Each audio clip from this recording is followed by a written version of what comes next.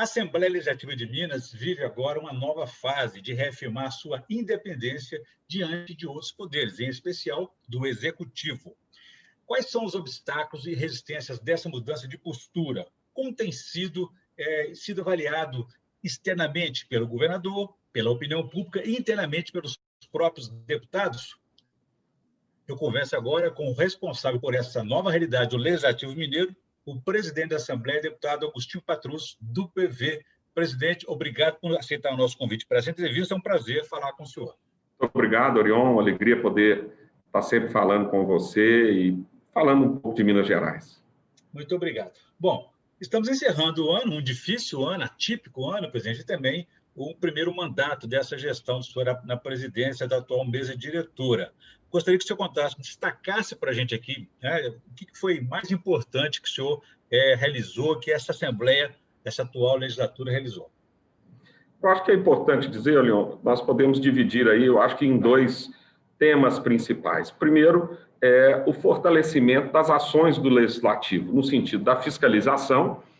Nós criamos o Assembleia Fiscaliza, recebemos aqui pelo menos 2 vezes por ano, foi o que aconteceu esse ano, por causa da pandemia, mas no ano passado 3 vezes, os secretários de Estado, os principais dirigentes estaduais, para que eles possam não só prestar conta do que fizeram, mas também receberem críticas, sugestões e ouvir a participação também dos parlamentares.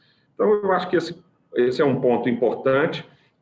Com isso, nessa questão também da fiscalização e do fortalecimento do poder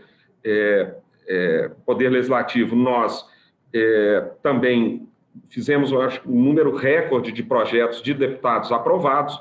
Votamos aqui projetos relevantes, não só no ano de 2019, mas principalmente nesse ano de 2020, tivemos uma agilidade muito grande para aprovar os projetos que precisavam ser rápidos pela questão do atendimento à população, pelas medidas urgentes que precisavam ser tomadas.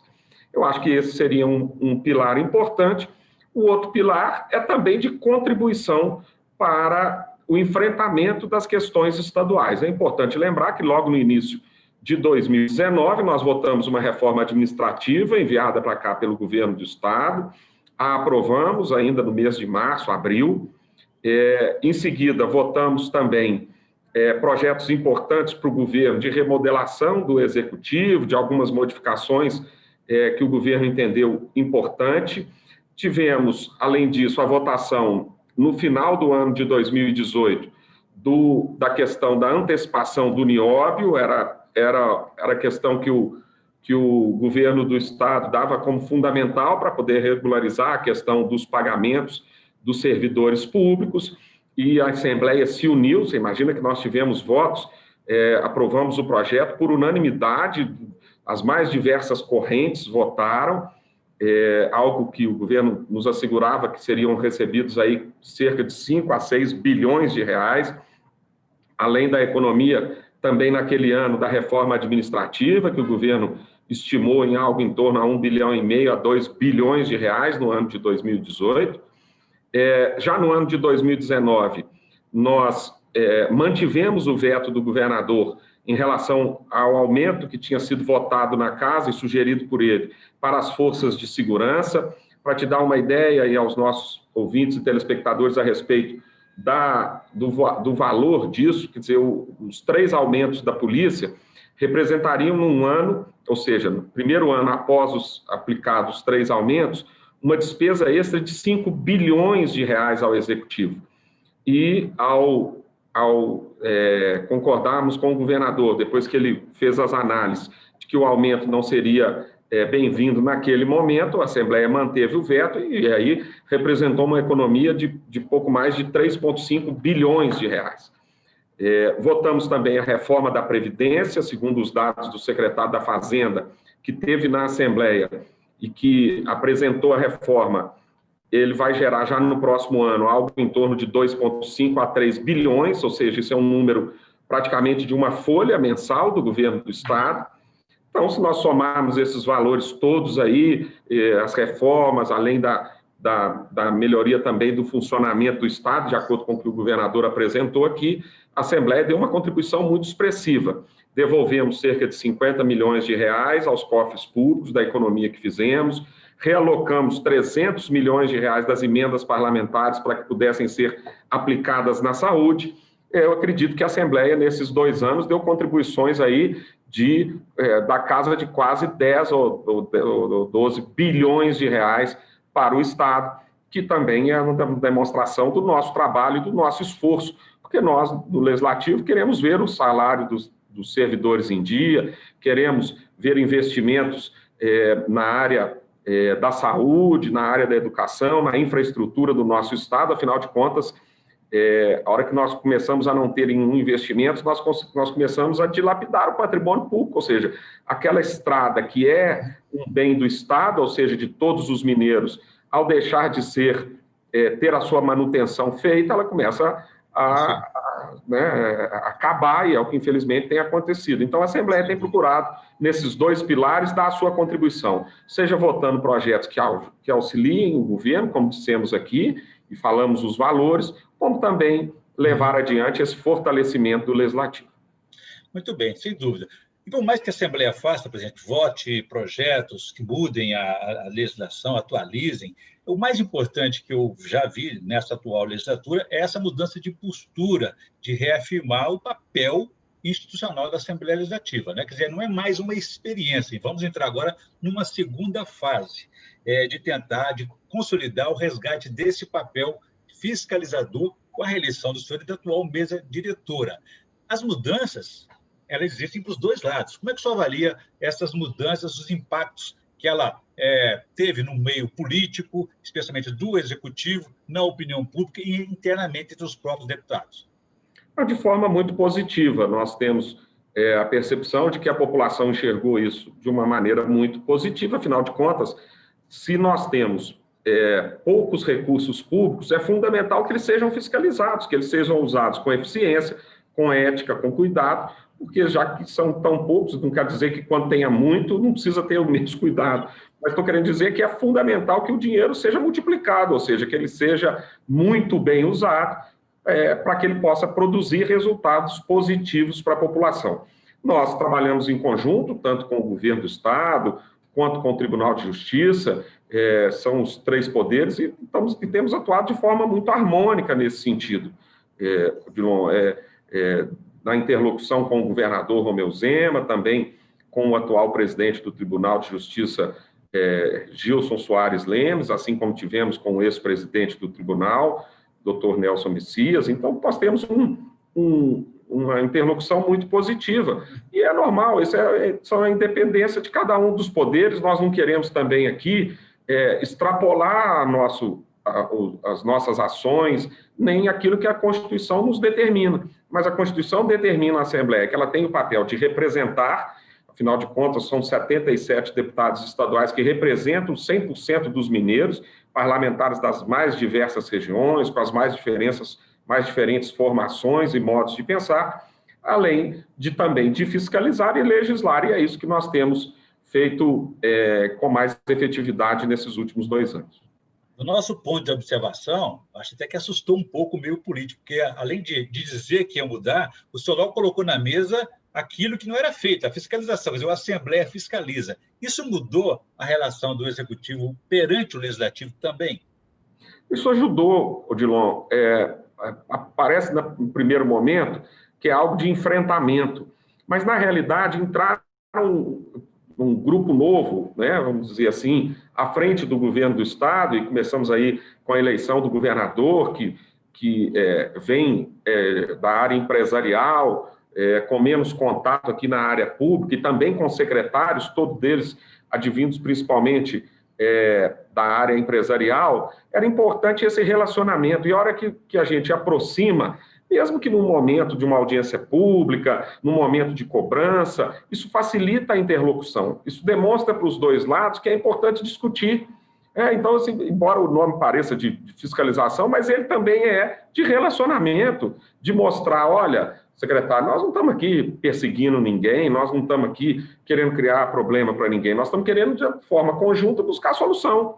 É isso que nós fizemos, nós estamos do mesmo lado da mesa, nós estamos querendo o bem de Minas Gerais. E para isso nós temos que discutir, para isso eu quero apresentar minha sugestão, quero levar a minha crítica, quero, né, mostrar meu ponto de vista, mostrar o sofrimento daqueles que eu represento, ou o que tem chegado até mim pelas pessoas que eu represento. É isso que a Assembleia Fiscaliza tem feito. Então, se no primeiro momento parece uma coisa de afronta, na realidade é de demonstrar que nós estamos querendo a mesma coisa, que é a melhoria dos serviços públicos, que são mais investimentos na área social, mais investimentos na educação, nas escolas, na melhoria dos salários dos servidores. É isso que a gente pretende, e nós estamos do mesmo lado nesse sentimento. Além de cumprir a Constituição, né, o que determina o que é esperado por todos os mineiros do papel de cada um dos poderes, dos órgãos públicos, né? Agora, além disso, presidente, no meio de tudo isso aí veio uma pandemia, que é uma transformação aí, foi uma transformação brutal na vida das pessoas e das instituições. Como que isso afetou, na visão sua, a administração pública? Afetou muito, porque virou de cabeça para baixo também as prioridades. Afeta o dia a dia das pessoas, afeta o relacionamento, mas afetou também de forma significativa as prioridades de um governo. A hora que se tem uma pandemia, nós temos que deixar prioridades até então importantes, que foram diminuídas pela urgência de se atender as pessoas, de criar infraestrutura para o atendimento da população. E foi isso que nós fizemos na Assembleia. As emendas parlamentares, que são aqueles recursos em que os deputados alocam no orçamento para levar desenvolvimento, seja através de reformas de estradas, de melhorias das situações das obras das escolas, da saúde ou de outras áreas, até de praças, enfim, de calçamentos, de asfalto. Nós retiramos 300 milhões de reais das mais diversas ações que os deputados tinham elencado e colocamos todos para a saúde, ou seja, injetamos imediatamente 300 milhões de reais de recursos no Estado, de emendas que seriam pagas, como disse aqui, para a educação, para a infraestrutura, para a cultura, para outras áreas que deixaram de ser prioridade nesse ano. Eu tenho certeza que, vindo agora da vacina, se Deus quiser, os mineiros com a maior rapidez possam ser vacinados, que aí sim vamos retomar essas prioridades. Afinal de contas, nós temos que olhar muito pela educação, temos que olhar pela segurança pública, com a questão social também, porque essa pandemia também trouxe um problema social grave, de desemprego, de diminuição, né, da atuação das pessoas, de oportunidades. Então, é isso que nós pretendemos fazer também nesse próximo ano de 2021. E o que é importante, presidente, é que numa situação como essa de emergência, não é à toa que nós estamos numa calamidade pública, né? É que não pode haver omissão. Se um poder falha, o outro tem que ocupar esse espaço. Ninguém pode deixar em aberto, né? Sim, é exatamente isso. Foi por isso que nós mantivemos a Assembleia aberta, funcionando, criamos aqui o primeiro sistema inteiramente desenvolvido na Assembleia para as votações remotas. Nós temos recebido a visita de várias outras assembleias do Brasil que estão muito interessados em levar também esse projeto desenvolvido pelos servidores da Casa, e demos respostas rápidas, seja na questão da calamidade do governo do Estado e também das prefeituras. Mas fizemos, por exemplo, a primeira legislação obrigatória do uso de máscaras do Brasil inteiro. A Câmara Federal demorou 4 ou 5 meses para fazer, as prefeituras também demoraram um tempo grande para poder mandar as legislações, né, para serem aprovadas. Então, até um projeto do deputado Alencar da Silveira Júnior, que foi rapidamente aprovado aqui, além de outras ações, né, de aumento da possibilidade de contratação de servidores para a área da saúde, de realocar os recursos também no orçamento do governo do Estado, robustecendo o orçamento da Secretaria de Saúde. Isso tudo nós fizemos com muita rapidez, porque nós sabemos que estava em jogo ali a vida das pessoas. Nós estamos agora entrando na segunda metade dos atuais mandatos, presidente, tanto da Assembleia como também do governo do Estado. Não há mais tempo para dar tempo, né? Todos esperam respostas e elas serão cobradas daqui para frente. O senhor prevê mais dificuldades para o governo do Estado, junto à Assembleia, na medida em que ele não investiu na construção desse apoio político, dessa base política, e nem busca convencer a Assembleia dos projetos que ele considera prioritários? Eu acredito Orion, que nós todos aqui na Assembleia vamos votar o que for fundamental ao Estado. Foi isso que nós fizemos esses 2 anos. Votamos a reforma administrativa, proposta pelo governador Zema, votamos a reforma da Previdência, também proposta pelo governador, votamos também a antecipação do NIOB, que infelizmente até agora não gerou resultados ao Estado, mas era o que nós pretendíamos. Votamos também a manutenção do veto, que iria representar um custo grande, ou seja, a Assembleia tem dado contribuições importantes. É importante a gente fazer um paralelo com governos anteriores. O governo Pimentel, o governador anterior, votou no primeiro ano da Assembleia a possibilidade dos depósitos judiciais serem utilizados pelo governo do Estado. E votou também uma pequena reforma administrativa. No segundo ano, ele votou aqui um refis. Então, porque senão fica parecendo que a Assembleia não tem votado, a Assembleia tem votado os projetos que são fundamentais para o governo, que o próprio governo colocou como prioridade. Imagina que nós já votamos a reforma da Previdência e o prazo para votá-la é até dia 31 de dezembro, nós votamos em setembro, de agosto para setembro. Então, O que isso pode confundir, presidente, é que a votação seja um cheque branco. Tem que ter a participação, o estudo e a avaliação dos próprios deputados, né? Sim, foi isso que nós fizemos. Inclusive, eu mesmo solicitei a paralisação do andamento do projeto aqui na casa para que nós pudéssemos ouvir mais as pessoas. Nós tínhamos dificuldade do problema do distanciamento, mas chamamos aqui os representantes de cada uma das áreas, dos servidores, do Judiciário, do Tribunal de Contas, do Ministério Público, todos tiveram voz e, mais do que voz, deixaram por escrito sugestões que nós, com o trabalho da nossa assessoria, agregamos num documento, passamos ao governo do Estado. Cada uma dessas propostas foi analisada, muitas delas acolhidas pelos relatores aqui na Assembleia. Agora, exatamente o parlamento tem essa função de discutir, de debater, de trazer as diferenças. O que nos faz um poder importante é exatamente a diversidade, é exatamente o choque de alguém a favor contra alguém, como se todos pensassem igual, não haveria discussão de novos temas, não haveria o crescimento das propostas originais. E por isso que a Assembleia tem esse papel, isso é o que o parlamento deve fazer. Isso, claro, demora um pouco mais de tempo, né, Orion? Na ditadura, o sujeito faz um decreto e acabou, né? Com 30 segundos está resolvido. Aqui, gente tem que buscar o entendimento. Não se pode atribuir a responsabilidade do insucesso ou do sucesso da administração pública, do Executivo, à Assembleia Legislativa, né? Não, de maneira nenhuma. Nós temos votado os projetos mais importantes para o governo do Estado, como diz, estão dizendo aí de reforma administrativa, nós votamos uma reforma administrativa aqui muito significativa que o governador trouxe, os próprios membros do Executivo falavam naquela época em algo em torno de 1 bilhão, a 1,5 bilhão de reais de economia com aquela reforma administrativa. A reforma da Previdência mais 3 bilhões, 2 bi e meio a 3 bilhões, né? O NIOB mais 5 a 6 bilhões, quer dizer, se nós somarmos tudo isso aí, nós estamos falando em algo em torno de 10 bilhões de reais. Né? Agora, também a gente fala assim, mas quer privatizar isso, quer fazer aquilo, quer fazer aquilo outro. Isso passa por um convencimento dentro da casa. Né? Nós não somos aqui um local como as Forças Armadas, em que se dá uma ordem, todo mundo, nós não funcionamos, né, Orion, desta maneira. O parlamento tem que discutir as questões. E é esse o ponto que o governador tem colocado até no seu próprio balanço. Segundo ele, não conseguiu fazer mais porque não conseguiu apoio, não conseguiu aprovação de, por exemplo, a recuperação do regime fiscal, privatizações. Mas o processo tem que ser construído de maneira consensual, né?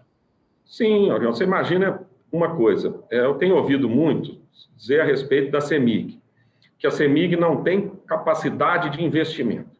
O governo do Estado, Orion, tem na CEMIG uma participação inferior a 15%. Bom, então quem não quer investir não é o governo do Estado. Quem não quer investir são exatamente os sócios privados que têm 85%. Né? Isso é um contrassenso, de falar, a CEMIG não tem capacidade de investimento, pera lá, mas se o governo do Estado só participa com 15%, por que ela não tem capacidade de investimento? Não tem capacidade porque os seus sócios não entendem o investimento como algo rentável, ou não entendem que colocar recurso em qualquer setor nesse momento, pelas dúvidas que existem econômicas, uma série de questões macroeconômicas, não é o correto. Mas dizer que uma empresa que tem 15% de capital privado não tem condição de investimento, me parece um contrassenso. Cadê os outros 85%? E que garantias nós temos que, se privatizada, o comprador a iniciativa privada vai investir o que é necessário num campo que é estratégico para Minas Gerais? Se a iniciativa privada é dona de 85% das ações e não põe o recurso com 85% das ações da empresa, por que o Conselho vai pôr? Está mal explicado. Está mal explicado. Eu não consigo entender, entendeu? Agora, essas questões têm que ser debatidas. Essas são questões que os parlamentares colocam para nós aqui no dia a dia. Pô, é importante. A CEMIG não consegue investir. Tá bom, nós temos 85% de capital privado. Então, a hora que ela virar 100%, o capital privado vai pôr? Ou o capital privado não está colocando porque quer comprar os outros 15% na bacia das almas? Não sei dizer, estou levantando hipóteses. Não é isso? Quer dizer, há um sucateamento do próprio capital privado, que tem 85% da empresa. Deprecia o preço principal dela e aí entregamos o nosso patrimônio. Tá certo? Quer dizer, então, eu acho que essas discussões aí, você fala assim, mas é a venda da Codemig. Pera lá, mas nós já temos autorizado na Assembleia 49% das ações da Codemig podem ser vendidas. Vamos vender 5%? Vamos vender 10%?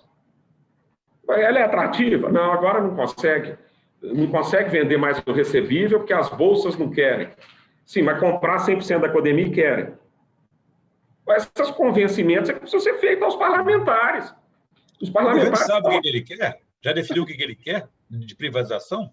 Tá certo. Quer dizer, e as subsidiárias? Por que não começar por essas? Por que não vender as menores participações?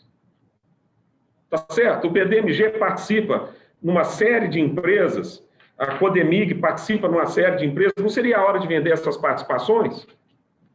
Né? Sem precisar de votar na Assembleia, porque são participações que estão lá e que não necessariamente precisam de lei constitucional, precisam de ser debatidas. Né? O governo federal não está privatizando várias subsidiárias da Petrobras sem votar na Câmara e no Senado? Será que não seria a hora de começar por essas menores, por essas privatizações mais fáceis? Será que levou essas questões para o governador? Ou alguém já as levou, mas o governo não as quer ouvir, por exemplo? Não, isso é porque a gente está aqui, Orion, dentro da Assembleia, o tempo inteiro escutando os parlamentares. Esses questionamentos são questionamentos que me fizeram. Falei, pera, ô presidente, como é que a iniciativa privada não vai investir o que o Estado não pode se o Estado só tem 15% da empresa? Por que a iniciativa privada, os 85%, não investe? Por que não vende a subsidiária? Por que não vende isso? São questões que precisam ser explicadas, porque senão ficam palavras ao vento, né, Orion? Nós temos que fazer isso, nós temos que fazer aquilo. Nós vamos entrar agora no terceiro ano da gestão, tanto da Assembleia como do Executivo. Quer dizer, seria tradicionalmente aquele ano que as realizações são feitas, que não haveria mais tempo depois, porque é o quarto ano, seria o ano mais de cuidar das reeleições, né? Eu só prevê que nesse terceiro ano de governo agora aí, esses assuntos vão entrar em pauta na Assembleia, a CEMIG e a Copasa poderão ser ou não privatizadas? Orion, a Assembleia não tem preconceito para debater nenhum tema. Nós debatemos aqui todos os temas. Né? Nós temos projetos aqui das mais diversas áreas, não existe preconceito com nenhum assunto a ser tratado. Mas precisa haver o convencimento, precisa haver a informação clara. Precisa vir para a Assembleia o quê? Olha, nós temos isso aqui, nós temos uma pessoa que pode comprar isso daqui, nós temos esse número, nós pensamos nisso, nós podemos ter isso em investimento, nós podemos ter aquilo. Isso aqui precisa ser claro. Nós precisamos deixar de lado, né, o público e sentar com a Assembleia e falar, olha, eu quero explicar a vocês, eu quero apresentar aqui o que é feito, olha, por que nós estamos pensando isso. Isso não pode ser apenas uma bandeira de um partido, tá certo? Quer dizer, se for bom para Minas Gerais, é a bandeira de todos nós, não é de um lado ou de outro, ou de quem gosta disso, ou quem é a favor disso ou daquilo, tá certo? Os projetos que foram aprovados aqui são os mais diversos. Né? Falar que votar reforma de Previdência, Mas como é que pode dizer que a Assembleia é contra qualquer ação do governo se a Assembleia vota a reforma da Previdência? Esse público ao qual você se referiu aí seriam as redes sociais, a plateia? Sim, eu acho que a conversa tem que ser direta, né? Eu acho que tem que haver a interlocução. Uhum. Tá certo? Porque, olha, nós estamos pensando isso, nós estamos pensando aquilo. Essa semana está o zum aqui na casa, porque falaram que vai ter um projeto que vai juntar duas empresas, a Emater com a Epamig. Aí está todo mundo falando isso, o projeto nem aqui chegou. Será que tem isso? Será que já tem desgaste por uma coisa que aqui nem chegou? Entendeu? Quer dizer, porque as coisas são ditas e não são para cá conversar. Aí depois chega aqui já com um vai falar, isso vai dar muito problema e tudo. Porque falta essa discussão. Então, falta o diálogo do Executivo com o Legislativo.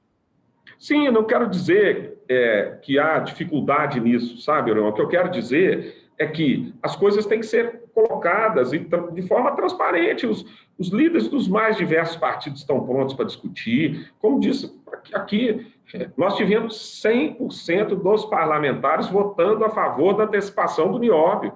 Parlamentares do PT, do PSOL, votaram a favor, do PCdoB. Então, não há dificuldade nessa ação, não há nada que se coloque como algo que a Assembleia não quer, que a Assembleia não vai deixar, que a Assembleia quer atrapalhar, não é nada disso. Se nós olharmos o histórico dos 2 anos, a Assembleia ajudou, e eu acho que muito, se comparado com outros governos para trás, muito mais do que outros governos. Até porque o momento do Estado necessita de um auxílio maior por parte da Assembleia. Mesmo sendo uma Assembleia mais independente até, né? Sim, mesmo sendo mais do que isso, Orion, um governo que se elegeu com uma base muito pequena. O que nós vimos nos outros governos?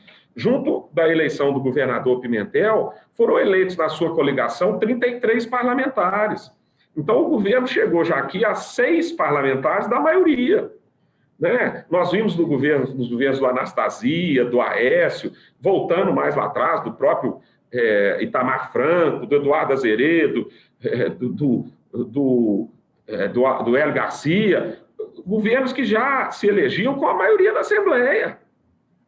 Né? Nós temos, pela primeira vez, um governo que representa 3% que só tem 3 parlamentares na Assembleia. Bom, eu queria que o senhor avaliasse para mim aí, no contexto dessas mudanças aí, na última consulta popular. O eleitor se manifestou, o cidadão se manifestou, e também tivemos resultados que deverão influenciar aí os rumos da política mineira e das decisões também da Assembleia e do próprio governo estadual. Enfim, queria que o senhor avaliasse a entrada nesse cenário aí de um novo personagem, o prefeito de Belo Horizonte, reeleito, Calil. Sim, nós tivemos o crescimento de grandes lideranças no Estado, Orion. O prefeito de Belo Horizonte foi eleito em primeiro turno. Nós temos na Prefeitura de Belo Horizonte disputas sempre muito acirradas, eleições sempre muito duras. O prefeito foi reeleito com um número grande de votos, uma margem importante, uma das maiores entre as capitais brasileiras, o que, claro, faz com que o seu capital político cresça. Nós tivemos outros prefeitos também no Estado que tiveram seu capital político multiplicado. Se citarmos aqui o prefeito de Betim, Vitório Medioli, que também se reelegeu com um percentual muito grande, o prefeito de Uberlândia, Odelmo Leão, que também se reelegeu com um percentual de votos grandes, o prefeito de Montes Claros, também da mesma maneira. São todas lideranças novas e importantes no sentido de que aumentaram o seu patrimônio político, vamos chamar assim, a sua força política, tiveram todos essa confirmação nas urnas. Muitas vezes se pretende adiantar 22 para agora. Nós estamos preocupados muito aqui na Assembleia com a questão da pandemia, com a rapidez com que a vacina chega aos mineiros e, acima de tudo, com a ajuda que nós pudermos dar ao Estado para que o Estado possa se viabilizar economicamente, ou seja, pagar os seus compromissos, honrar com os servidores públicos e gerar investimentos para o Estado. Afinal de contas, o Estado também é um indutor de desenvolvimento. À medida que o Estado começa a realizar as obras, a fazer investimentos, isso coloca dinheiro na economia. Então, essa é a nossa preocupação principal na Assembleia, embora eu sei que a vontade da mídia como um todo, de nós já começarmos a pensar em 22 é muito grande e é natural, isso acontece em todos os períodos, mas eu acho que nós temos um ano que vem de muito trabalho, antes de chegarmos em 22 e, acima de tudo, de uma esperança muito grande de que as vacinas funcionem corretamente, que todos possam retornar às suas atividades normalmente. Uma última questão, presidente, a respeito do acordo da Vale. Como é que o senhor está vendo, está acompanhando essa definição ou esse adiamento, essa impossibilidade de acordo? Com muita expectativa. O governo tem falado em algo em torno de 50 ou 53 bilhões de reais, para te dar uma base do que isso representa, 50% do orçamento estadual, 50% do orçamento estadual, das receitas estaduais para o próximo ano. Então, a Assembleia aguarda a votação e, como toda entrada de recurso no Estado, vai passar pelo Parlamento. Eu vi hoje, e esses dias todos, que é uma reclamação, principalmente dos moradores de Brumadinho, dos atingidos em relação a serem ouvidos, a Assembleia vai fazer esse papel, vai trazer a todos aqui, porque, afinal de contas, como é no orçamento, o governo manda para cá uma sugestão de alocação de recursos, e a Assembleia define e vota aonde os recursos devem ser alocados. Assim que esses recursos começarem a entrar no Estado, será feita a suplementação por parte do governo, e aí nós vamos aqui na Assembleia discutir o melhor local para fazer os investimentos, quais os pontos que são importantes serem tratados, como atender essa população que não só é atingida no seu íntimo, no seu emocional, com a perda dos seus parentes, atingida também nas suas perspectivas futuras de como se desenvolver, de como educar seus filhos, de como levar adiante a sua vida. E esses recursos não virão carimbados, então? Eu não sei, para carimbar tem que combinar com a Assembleia, né? Porque a Assembleia é que vota o orçamento.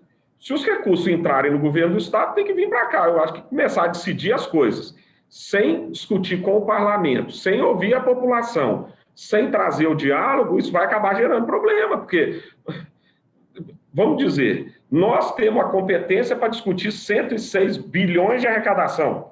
E aí entram 50, a Assembleia não tem essa mesma competência? Não consigo entender. Ou seja, não pode ser no Judiciário decidir o valor e a destinação desses recursos sem passar pela Assembleia.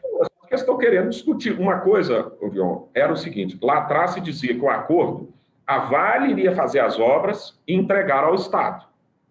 Tá certo? Esse é um acordo. Olha, eu vou fazer um hospital e vou doar para o Estado. Ele vai vir para cá para ser votado, como ele está integrando o patrimônio estadual, um prédio onde vai funcionar um hospital. Outra coisa a Vale vai fazer um TED, uma transferência bancária, para o governo do Estado. Isso vai entrar no orçamento. Entrou no orçamento, vai à Assembleia que vai definir a sua utilização. Agora, o governo manda as suas sugestões e como gostaria de gastar, como faz no orçamento.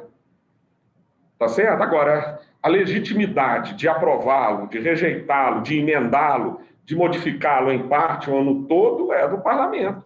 Quando o senhor fala em dar problemas, é um risco de improbidade administrativa?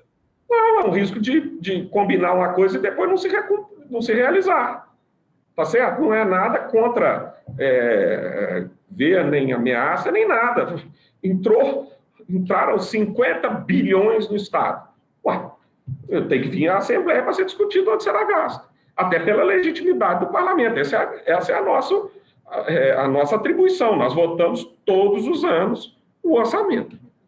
Ok. Tá certo? E depois o Tribunal de Contas também vai fiscalizar, né, Bruno? Porque o Tribunal de Contas depois vai julgar as contas.